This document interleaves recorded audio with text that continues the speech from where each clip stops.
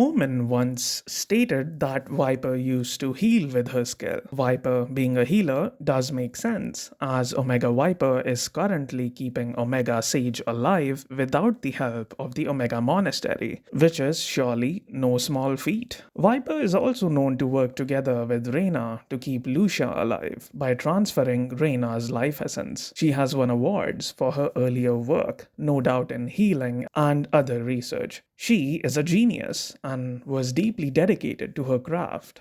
I think it's safe to say that any individual that likes to help and heal people with their skill, especially one with prestigious awards, was probably a kind and caring individual. But her methodology completely shifted from healing and growth to poison and decay. Through Fade's dossier, we learn about an incident that turned Viper into a vengeful person, completely lost to rage. Maybe this incident has something to do with Sage, but for now, nothing is confirmed. Everything changed. Even though she doesn't seem outright awful, she has mentioned her distaste for young agents in the protocol. She has also voiced her frustrations towards Brimstone's recruitment choices. From cinematic footage, voice lines, and interactions, we can see that Viper can be really scary and sometimes downright sadistic. A lot of agents have also noted the rage and fury inside her. Some interactions imply that her motivation to succeed and work hard is closely tied with the vengeance she seeks. The anger inside of her has taken over her entire life. The latest patch has Omega Sova attesting to this. He hints at how Omega Viper's anger affects her motivation and actions. This shocking contrast in her methodology and personality is really interesting. After getting a glimpse into her past, we start to understand that her choice in weaponry isn't random. Her poison reflects the burning, acidic rage she holds for the world that took so much from her. The only time we've seen her smile is when she's making coffee. Through her tactics and utility, Viper makes a statement or sends a message to her enemies, which is oddly beautiful and artistic in its own right. Now that we understand who Viper is as a person, let's talk about the recent events in Omega. After the events of the YV Fight Back cinematic, Viper tries to justify her actions.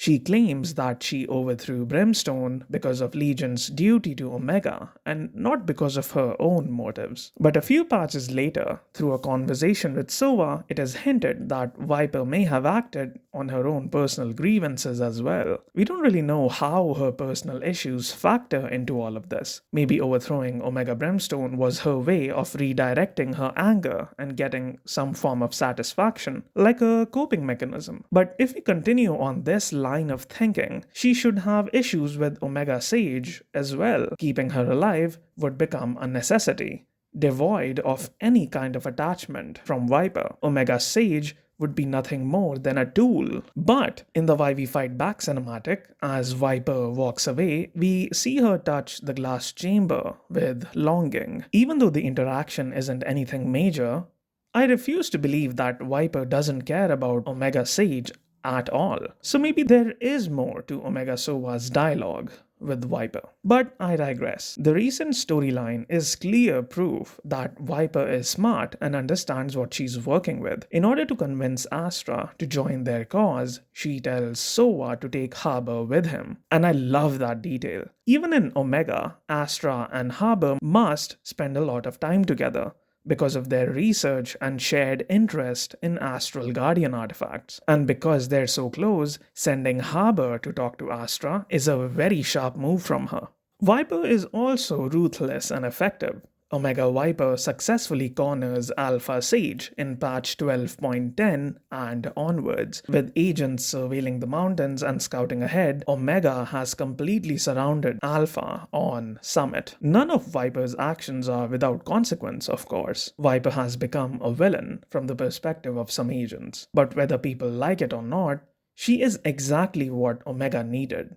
Her actions have halted Alpha in their tracks and has given Omega a fighting chance. But, of course, even her accomplishments cannot stop Viper from incurring constant judgment from fellow agents. In the meantime, Viper has surged through the Omega Monastery a second time and claims that there is no miracle that can save Alpha Sage. Another interesting thing of note is that in the recent patches, there is some tension amongst the Omega roster. Omega Sova disagreed to fire his bow at a group of civilians to complete his objective, which was likely to neutralize Alpha Sage or some other agent from Alpha. Omega Yoru mentions that not doing so goes against Viper's orders, but in the end, even he agrees that harming innocent civilians is kinda sketchy. And of course he does.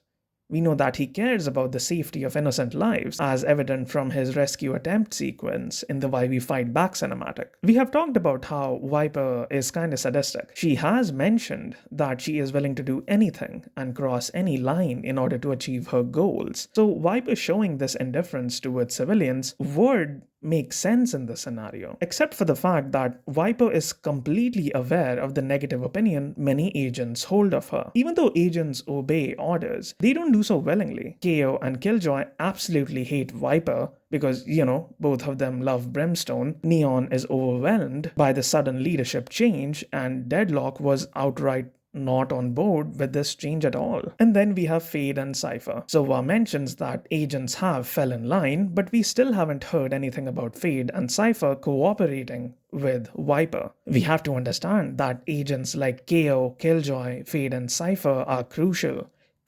members of Valorant. For example, Fade and Cypher themselves form the information and espionage department of Valorant. Their alpha counterparts are successfully spying on Omega right now using an audio bug, barely keeping Alpha one step ahead. For now, Viper has been using Omega Yoru and Omega Sova for reconnaissance and containment. If Omega Fade and Cypher are not helping Viper at the moment, Omega is already at a very heavy disadvantage. So pushing against the morality and principles of the only agents willing to work for you isn't a good idea. Omega Valorant is in a very volatile state right now. Not to say Sova is a good-natured person. He is honest, straightforward, hardworking, and overall just really pleasant. So again, I don't think that pushing against him further is a good idea anyways. But as we've discussed, Viper is really sharp and is aware of the state of the agents in Omega. Under her leadership, Omega Valorant has worked wonders and they are finally back on their feet. So I'm sure that she will be alright. Seeing Omega agents being conflicted between their duty, morals, and personal agendas has made things realistic and interesting. In the future, I hope to see Viper's henchmen interact with other members of the protocol. It would be fun to learn about